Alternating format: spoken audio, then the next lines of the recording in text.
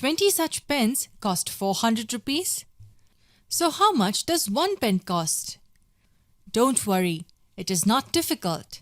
To find the cost of one pen, we divide the total cost by 20.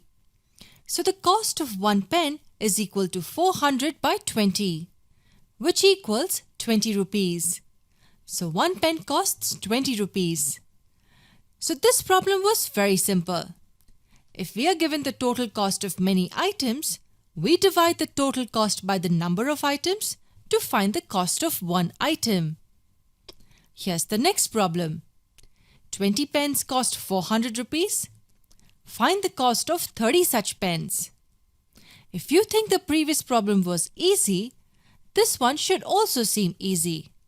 But that is not always the case. When students see that they have to find the cost of 30 pens, they tend to get confused.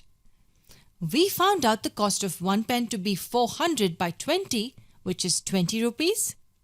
So think about it. You have the cost of one pen. What will be the cost of 30 pens? It's simple. It will be 30 multiplied by the cost of one pen. So cost of 30 pens is 30 multiplied by 20 rupees, which equals 600 rupees. It was as simple as that. So 30 pens cost 600 rupees.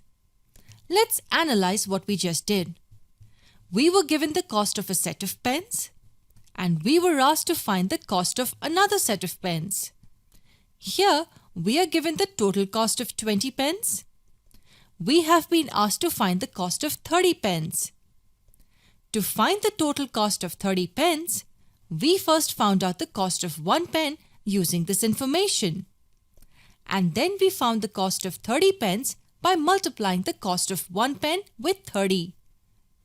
This method of finding the cost of one unit first and then multiplying by the number of units to find the total cost is called the unitary method. Remember, cost of one unit first and then the total cost accordingly. There is another interesting way in which we can look at it. The question says that 20 pens cost 400 rupees.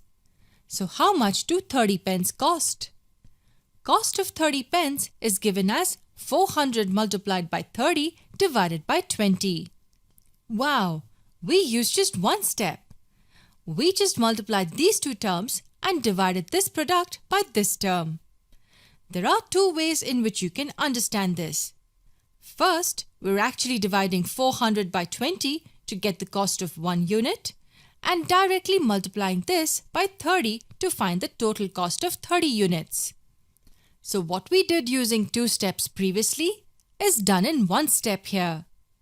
This gives us the cost of one unit, and its product with 30 gives us the total cost of 30 units. Second, 400 by 20 will always equal total cost of 30 pens by 30. This is obvious since each ratio is equal to the cost of one pen. As this is proportion, product of extremes should equal the product of means. So 400 multiplied by 30 should equal 20 multiplied by cost of 30 pens. And then we transpose 20 to the other side to get the cost of 30 pens. Anyway, this was just for your better understanding. So 20 multiplied by 20 is 400 and 20 multiplied by 30 is 600 rupees. Both methods are essentially the same. It's just that we have solved this one in one step instead of two. This is also called the unitary method.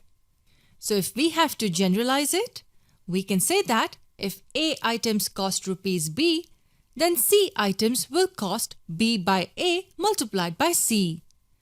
B by A is the cost of one item and C is the total number of items.